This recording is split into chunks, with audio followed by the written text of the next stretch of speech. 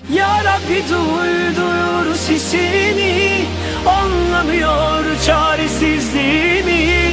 Ya Rabbi el ver ya Rabbi.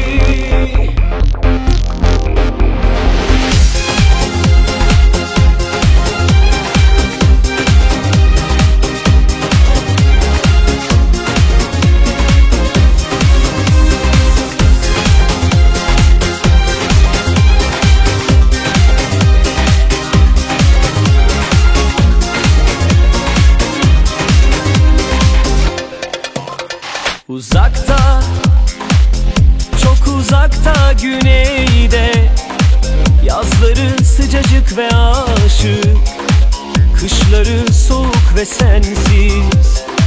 Bir şehir ve ben üşüyoruz, bir uğrasan diyoruz.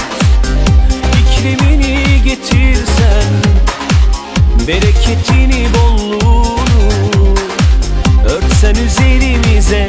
Havalansa yine zil çalan eteklerin, gelip otursa gözlerime göz bebeklerin. Öperken içsem ağzının çiçek balını, günahını boynuma, seni koynuma alsam. Hem zehrim hem şehrim limon, çiçeklerim olsan. Ben görmedim